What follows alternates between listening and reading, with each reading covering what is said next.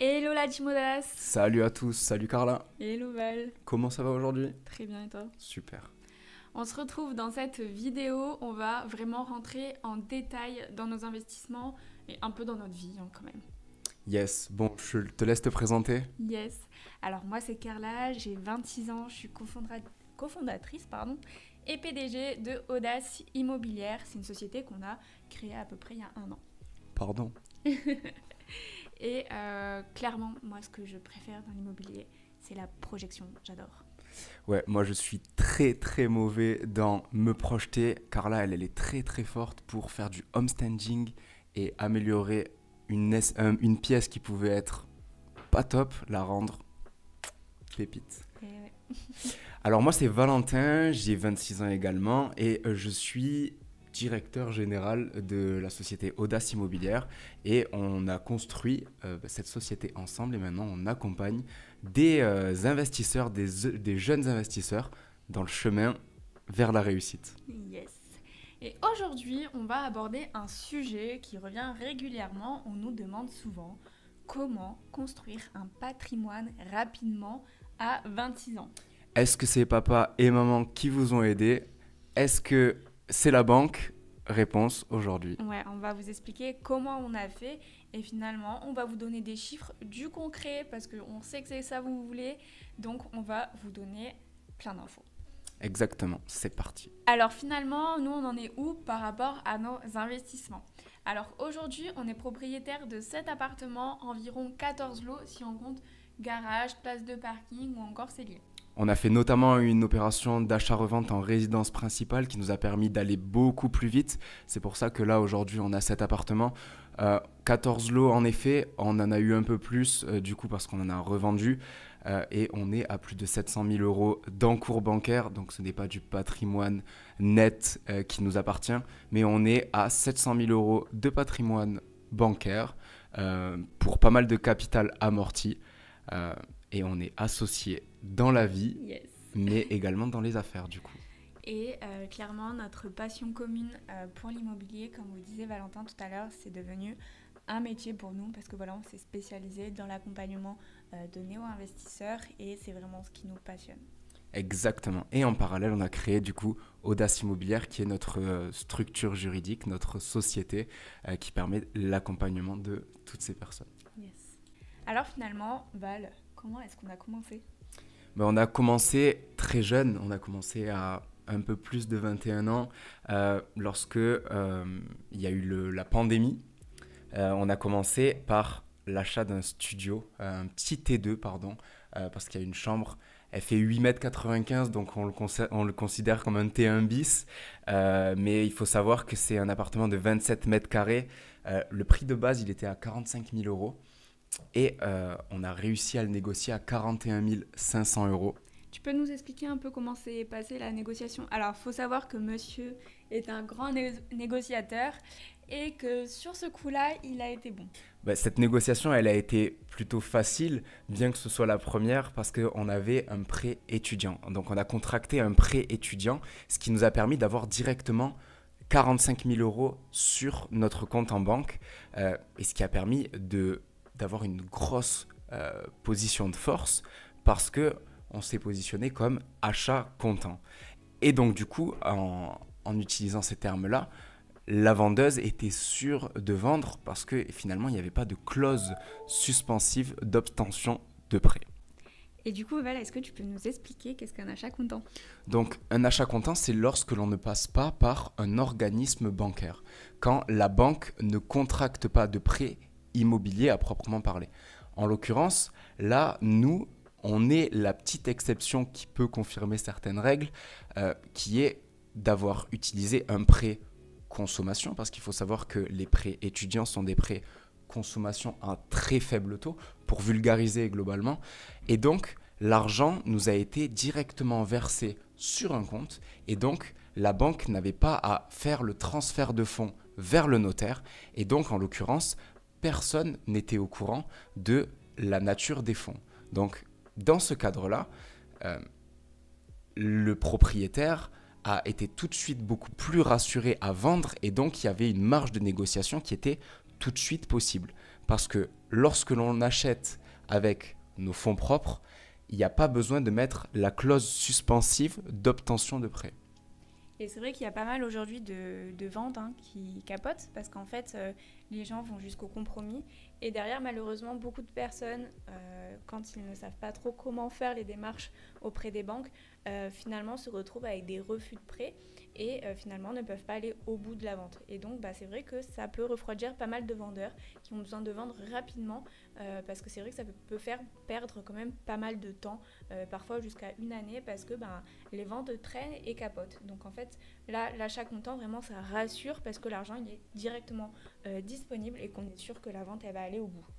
En l'occurrence, là, concernant le profil de la vendeuse, il s'agissait d'une dentiste qui venait de perdre son mari, qui était dégoûtée par les investissements immobiliers parce que c'était son mari qui gérait tout leur patrimoine immobilier et elle voulait vraiment s'en débarrasser. Et elle a commencé par ce petit T1 bis qui nous a été du coup proposé par une agence immobilière, donc on est passé par agence immobilière et s'ensuit du coup d'autres projets immobiliers avec cette même vendeuse. Mais on vous explique ça tout de suite. D'abord, est-ce que Val, tu peux nous expliquer un petit peu quelle est la mensualité de ce prêt? Est-ce que pour toi c'est intéressant aussi et finalement quel est le loyer que tu reçois? Alors, il faut savoir que la mensualité de prêt, elle est sur 10 ans. Okay. Donc, on est sur une mensualité à 398,98 centimes. C'est précis. Exactement. Et donc, par rapport à cette mensualité, c'est une mensualité qui est élevée pour un prix d'achat de 45 000 euros. Faut recontextualiser, c'était en 2020. Donc, à cette époque-là, le taux auquel on l'a eu, c'était 0,89%. Donc, c'est quelque chose qu'on ne reverra plus de sitôt. Mais pour le coup, la mensualité est élevée par rapport à ce qui pouvait se faire dans le passé parce que la durée de prêt est très basse. Forcément, sur des crédits étudiants, la durée du prêt, elle est plus courte. On est là ici sur 10 ans, donc il nous reste encore 7 ans de crédit à rembourser. Et donc on est sur des mensualités qui s'élèvent à 399 euros. Forcément, si l'investissement avait été fait sur 20 ans, voire 25 ans, ces mensualités auraient été beaucoup plus basses. Parce que, je vous rappelle, plus on investit sur du long terme, plus les mensualités diminuent. Et donc ce qui fait que souvent on a des rentabilités qui sont plus importantes, plus intéressantes quand on investit, quand on fait des prêts sur du long terme. En effet, donc du coup par rapport au loyer, parce que c'est ce qui vous intéresse, le premier loyer qui a été mis en place sur cet appartement, donc en septembre 2020, c'était un loyer à 450 euros. Entre-temps, il a augmenté, on était à 470 euros sur la deuxième locataire, et maintenant on est à 490 euros. On surélève le loyer à chaque fois qu'une locataire s'en va, parce qu'on est partisans, nous, on fait un peu de sexisme, on est partisans d'étudiantes plutôt. Oui, c'est vrai qu'on a tendance à favoriser le fait que ce soit des étudiantes qui viennent dans l'appartement, parce qu'on estime que le bien comme ça sera bien tenu. Après, c'est vraiment personnel, vous faites ce que vous voulez dans vos appartements, bien évidemment. Mais voilà, nous, on est très satisfaits de la manière dont tout cela se passe, et ça a été vraiment un premier achat qui a été vraiment super et qui a permis de se lancer finalement. Alors oui, c'est un sexisme sur cet appartement, sur les autres, bien entendu, qu'on ne loue pas qu'à des étudiantes filles avec les cheveux blonds. Ensuite, donc c'était en août 2020, je vous rappelle, le premier achat en crédit étudiant. Deuxième achat, mars 2021, achat de 3 appartements, donc on n'est que 7 mois plus tard.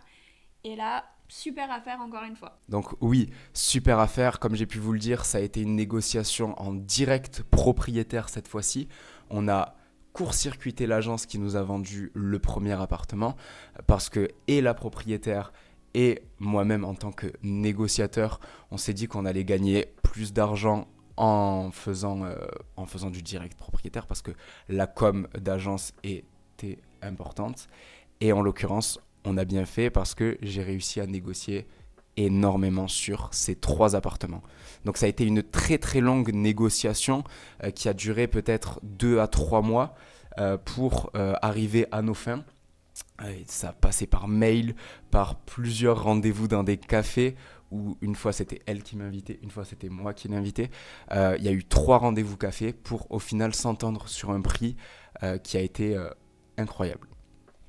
En effet, prix d'achat 114 000 €, 3 appartements. On est sur 3 appartements de 27 mètres carrés à 32 mètres carrés, donc ça fait quand même pas mal de superficie. Et le prix affiché, il était de 144 000 €. Donc on est sur une négo à 30 000 €. Franchement, bravo. Merci, ouais, ça fait 10 000 € par appartement. Sur des petites surfaces comme ça, c'est pas mal. Surtout qu'elle s'était basée sur le prix d'agence sur lequel elle m'avait vendu le premier appartement. Donc là, pour le coup, c'est top. Par rapport à notre système d'investissement, là, on est parti sur quelque chose, sur un système en indivision. Donc indivision, Carla et moi-même sommes détenteurs de 50% de ces 3 appartements.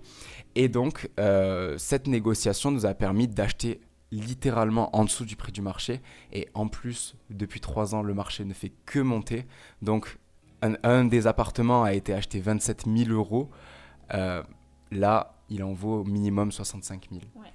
On a réalisé des travaux, bien évidemment, dans quelques appartements. Pas tous d'ailleurs, mais on a réalisé des travaux dans les appartements qui n'étaient pas forcément au goût du jour ou qui avaient besoin de rafraîchissement. Donc sur cette partie-là, on vous en reparlera au niveau des travaux. Mais sinon, aujourd'hui, pour vous redonner des chiffres, du coup, au niveau des loyers, on est à environ 2 000 €. Donc on fait de la LCD, donc de la location courte durée et de la location longue durée. Nous, on part du principe que c'est important de se diversifier et de ne pas mettre tous ses œufs dans le même panier. Et donc là, on est sur des appartements qui se prêtent très bien à de la location longue durée pour des étudiants, mais aussi très bien à de la location courte durée parce qu'on est proche du centre-ville et que c'est vraiment un secteur qui attire vraiment les vacanciers. En effet, location hybride sur un appartement également avec un bail mobilité qui permet de maximiser les revenus sur la période estivale. Donc on a un appartement en location courte durée, un appartement hybride sur lequel on fait location étudiante l'année et location courte durée sur la période estivale et un qui est totalement en location étudiante. Donc, je vous fais un petit récap par rapport à cet invest. Je vous rappelle, 3 appartements de 27 mètres carrés à 32 mètres carrés, prix d'achat 114 000 €, 30 000 € de négociation et aujourd'hui au niveau des loyers, on est à environ 2 000 €. Et je ne vous avais pas dit non plus, la mensualité, on est à 655 €. Donc mensualité de 655 €, loyer de 2 000 €. Pour un crédit du coup qui s'étale sur 20 ans, donc un crédit total à 144 000 € qui a permis d'acheter les meubles pour certains appartements et également une enveloppe travaux pour un appartement. Donc ça nous a permis réellement de nous lancer et de ne pas payer les frais de notaire également parce qu'on était sur un achat à 110%. Octobre 2021, on achète notre résidence principale. Donc là, on est encore 7 mois plus tard. À cette période-là, c'est vrai qu'on faisait pas mal d'achats tous les 7 mois. Voilà. Et donc, octobre 2021, achat de notre résidence principale en région parisienne. Yes, donc là également un appartement qui était en rez-de-chaussée, Yes. Région parisienne, donc à Joinville-le-Pont. Vu qu'on n'y est plus, on peut donner l'endroit. Ouais. Et là aussi, énorme négociation de ma part parce que l'appartement était chiffré à 289 000 €, c'est ça ? Yes. 289 000 € prix de départ. Donc on a traité avec l'agence Orpi, on leur fait coucou.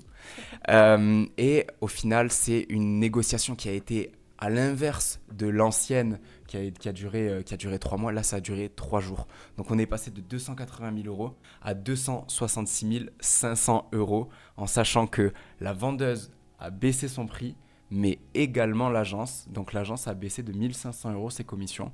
Donc au final, ça a été une opération très bien menée. Yes, en fait, il y a eu vraiment une bonne accroche lors de la visite avec la propriétaire. Clairement, on a réussi à bien se positionner par rapport à elle, à rentrer un peu dans... Alors, je dirais pas jusqu'à dire que c'est de l'affectif, mais en tout cas, faire des petites blagues, essayer de faire en sorte qu'elle nous apprécie. Et clairement, après, elle avait juste envie de vendre qu'à nous. Yes, c'est ça. J'ai vraiment réussi à tisser du lien avec cette personne parce que Carla n'était pas présente pendant la visite. Vraiment, j'ai réussi à lui poser des questions qui qui m'ont permis de me rapprocher d'elle, de savoir où elle allait vivre. J'avais l'info qu'elle partait au Portugal, donc je lui ai posé la question en faisant semblant de ne pas savoir. Et puis tout de suite, bah, quand la personne se livre et qu'on a deux, trois connaissances sur le Portugal, une petite blague sur un cerf qui était un cerf en décoratif qui était dans la cour de l'appartement, tout de suite, l'accroche se fait et finalement, ben, c'est peut-être ça qui nous a permis d'arriver à une telle négociation parce qu'elle était contente de vendre à deux petits jeunes qui s'installaient en région parisienne. Il faut savoir du coup qu'on y a vécu pendant 8 mois dans cet appartement et derrière, mal du pays, Paris, ça nous a pas vraiment plu et donc on a décidé de... redescendre dans le sud. Voilà.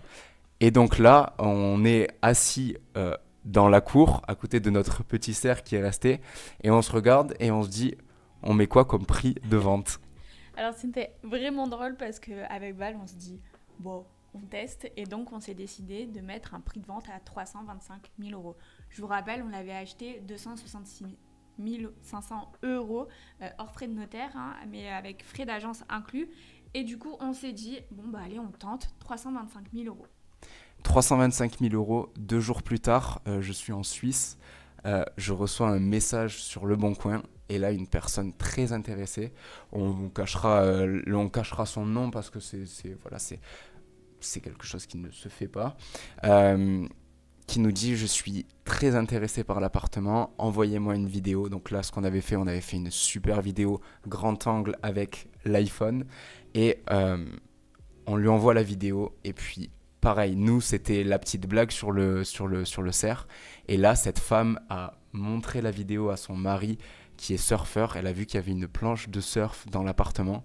Et elle a dit, ça doit être des propriétaires cool, on va faire une offre. 2 jours après m'avoir contacté, on recevait une offre à 320 000 euros. Donc, ils ont fait une négociation de 5 000 euros. Nous, on a tout de suite accepté. Et derrière, plus-value net, de 23 052 euros. C'est précis. Voilà, on a fait un crédit sur cet appartement qui était de 300 000 euros avec enveloppe travaux incluse, mais en sachant qu'on n'a pas tout utilisé de cette enveloppe travaux. Exactement. Donc voilà, ça a été une belle opération d'achat-revente qui n'était pas vraiment un objectif de base parce qu'à la base, on se projetait vraiment pour vivre sur Paris.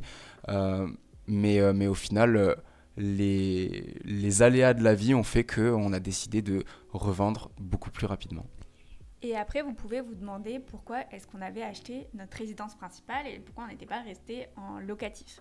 En fait, il faut savoir qu'à Paris, les loyers sont très élevés, ça je ne vous l'apprends pas, je pense, et que ça faisait 2 ans, 3 ans qu'on était locataire et on avait dépensé au moins 10 000 euros par an dans le vide de l'argent qu'on donnait à notre propriétaire. Et franchement, on a eu assez en fait. Ouais, c'était minimum 10 000 euros par an. On était même sur des montants plus élevés. Et donc, le calcul s'est fait rapidement en se disant, OK, on a des investissements. Là, maintenant, il faut investir sur nous-mêmes. On préfère épargner tous les mois en remboursant, certes, des intérêts dans un premier temps, mais on va rembourser du capital très rapidement parce que ce prêt, il a été octroyé sur des très bons taux.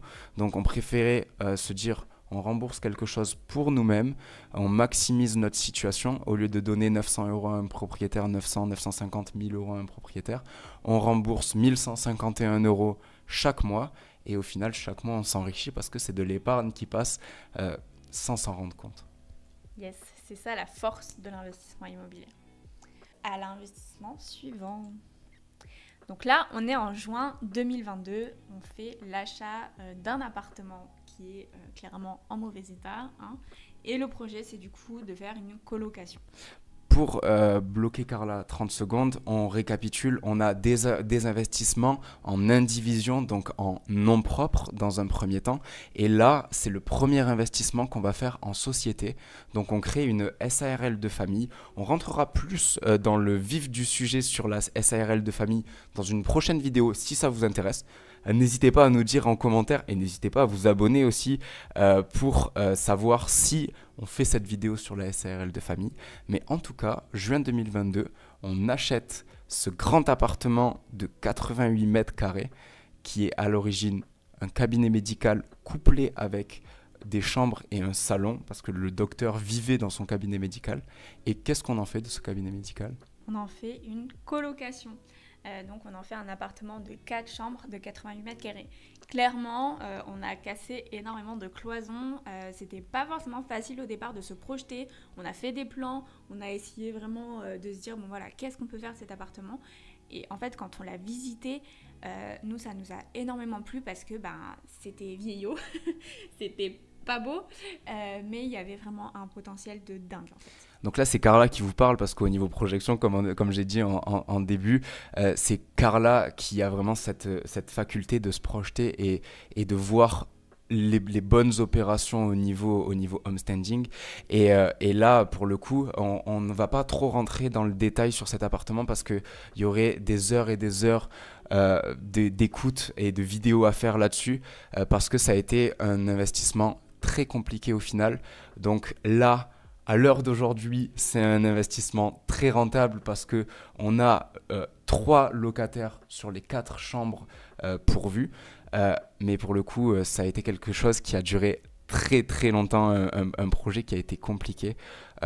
Mais pour ce qu'il en est des coûts et des revenus, je te laisse en dire plus. Alors, il faut savoir que le prix d'achat de cet appartement, il était affiché à 102 000 euros. Donc, on était déjà sur un appartement qui était affiché à un prix quand même assez intéressant. Mais bon, bien évidemment, il y avait tout à refaire. Donc, il fallait être prêt à faire des travaux. Et donc, là, avec Val, on a vraiment réfléchi finalement à la stratégie qu'on voulait mettre en place. Et il y a eu également ici une grosse négo qui a été faite. Exactement, une grosse négo. Donc on est parti d'un prix qui était très bas de base, un prix à 102 000 euros sur ces 88 mètres carrés. Il y avait quand même énormément de travail à faire dedans. Et malgré tout, j'ai réussi à le faire passer à 93 000 euros en utilisant une stratégie où j'ai inclus l'agence immobilière dans le projet en leur disant que les chambres allaient être mises en location chez eux. Et finalement, à l'issue de ces travaux et de ce moment compliqué qu'on a vécu sur cet appartement, la négociation que j'avais mis en place ne s'est pas avérée finalement ce qui se passe dans la réalité parce que c'est nous qui gérons les chambres et on vous expliquera tout ça dans une prochaine vidéo. Yes. Donc pour vous donner des chiffres, on a fait un crédit sur cet appartement. Donc on est sur des mensualités de 700 euros par mois. Et on a fait une énorme rénovation, bien évidemment. Et donc, au niveau des loyers, on est sur environ, donc si toutes les chambres sont louées, on est sur 1 600 euros de loyer. Donc là, à l'heure actuelle, on est plutôt sur 1250, c'est ça? On est sur 1250 euros parce qu'on est dans un moment où il y a eu un turnover et du coup, il nous manque un locataire dans la chambre, la plus petite de la colocation. Donc là, on est en phase de recherche, mais ça devrait très très vite se louer. Yes. On passe à l'investissement suivant. Février 2023, on achète notre nouvelle résidence principale. Donc 8 mois plus tard, on se positionne, du coup on n'a pas été dégoûté par ce qui nous est arrivé, on se positionne sur un achat, pareil, une grosse négociation, prix affiché 141 500 euros, négocié à 120 000 euros, négociation faite en 1 semaine et demie, une négociation pas top parce que ça a été fait dans un cadre qui a été un peu morbide, le propriétaire est mort pendant la négociation. C'est sa fille qui avait l'usufruit et qui a récupéré la nue propriété du coup.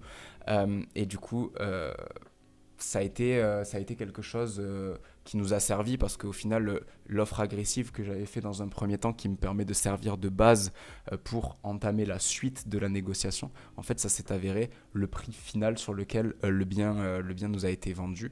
Donc, c'est top pour nous. C'est top également pour la fille de ce monsieur qui au final s'est enlevé tous les problèmes qu'elle pouvait avoir par rapport à ce bien qui avait beaucoup de valeur sentimentale pour elle. Et donc pour rentrer un peu plus sur la nature du bien, quel est cet appartement ? Alors c'est un appartement de 70 mètres carrés, il y a un garage et un cellier, Donc en fait, si vous voulez, on loue le garage et on loue le cellier à côté, donc ça nous rapporte un petit peu d'argent chaque mois. Donc ça, c'est en revenu nu, bien entendu, parce qu'on ne peut pas meubler un garage. Ouais. Et donc, ça nous fait des revenus en plus, donc c'est non négligeable. C'est 125 euros le garage et 90 euros le cellier. Donc, les petits ruisseaux font des grandes rivières à la fin. Donc voilà, donc c'est important de maximiser tout ce qui est maximisable. Et donc, cette résidence principale, on a fait 20 000 euros de travaux dedans. Et là, son prix, déjà à l'heure actuelle, il s'estime à 200 000 euros. Yes, c'est ça. En fait, donc, je vous rappelle, on est sur un achat de 120 000 euros. On a fait 20 000 euros de travaux. Donc là, ça s'élève à 140 000 euros. On ajoute les frais de notaire. Donc, on va dire qu'on est sur 150 000 euros. Et ensuite, derrière, donc, on estime la valeur du garage, on estime la valeur de l'appartement. Et donc, la valeur estimée totale, ça serait 200 000 euros. 200 000 euros au minimum, on est gentil. Au minimum, ouais. Donc voilà, ça c'est notre petite résidence principale où on est très bien dedans. Yes. Mars 2023, achat d'un investissement locatif. Donc là, on est un mois plus tard, un mois après l'achat de notre résidence principale. On achète un appartement de 3 chambres de 77 mètres carrés. Là, pour le coup, pas de travaux à faire, un petit coup de peinture, vraiment, ça a été très très rapide. Donc c'est un appartement qu'on a destiné à de la location courte durée qui sort des standards de la ville dans laquelle on investit. Parce que du coup, c'est une grande surface. Là, on a 3 chambres dans cet appartement. Et donc, on s'est dit, on va faire de la location courte durée. Et il s'avère que ça a été une super idée parce que c'est un appartement qui génère énormément d'argent pour un prix de départ qui était à 129 000 euros. Et là, la négociation, j'ai plus trop de souvenirs. Est-ce que tu te souviens, toi ? Non, je me souviens que ça s'est principalement passé avec l'agent immobilier qui était en charge de la vente. Ils étaient au départ pas trop d'accord avec le premier prix que tu leur avais affiché qui était de 113 000 euros. Mais finalement, vous avez trouvé un terrain d'entente aux 120 000. Ouais, donc finalement 9 000 euros de négociation sur cet appartement, en sachant que lui aussi, on l'a acheté en dessous du prix du marché parce que c'était une femme qui souhaitait vraiment le vendre rapidement également. Aucun travaux, donc 15 jours après la mise, même pas 15 jours, je crois qu'une semaine après la réception des clés, on a ouvert les compteurs, on l'a assuré le bien, on a fait de la peinture, on l'a meublé à toute vitesse et 7 jours plus tard, il était sur les plateformes. Yes. Et je crois que 9 jours plus tard, on avait notre première réservation, notre première entrée dans les lieux. Yes, ça s'est fait vraiment très vite. Et donc, pour vous donner des chiffres, donc c'est un appartement qu'on loue en location courte durée. Et là, par exemple, sur août, on a fait 2200 euros de revenus locatifs. Yes, et bon, on peut se dire c'est la période estivale, c'est normal, mais là, par exemple, sur le mois d'octobre, on a fait, je crois, 1700 euros, donc ce qui est vraiment pas mal. Et en novembre, on n'a pas de visibilité, mais par contre, sur décembre, on est déjà à 1500 euros, alors qu'on tourne cette vidéo, on est fin octobre. Yes, exactement. Donc, on a déjà des réservations en avance et on a déjà 1500 euros d'assurés sur le mois de décembre. Donc voilà, donc globalement, c'est tous nos investissements. Il faut savoir que attenant à tous ces investissements, il y a des garages, des celliers. On n'est pas forcément rentré dans le vif du sujet par rapport à ça. Si vous avez des questions, si vous voulez qu'on rentre un peu plus dans le vif du sujet concernant un appartement ou un autre pour expliquer des stratégies, n'hésitez pas aussi à nous le dire en commentaire. Et puis, on espère que le format vous a plu. Et on vous dit à très vite. Yes, Salut. à dans 15 jours. Yes, à dans 15 jours. Salut.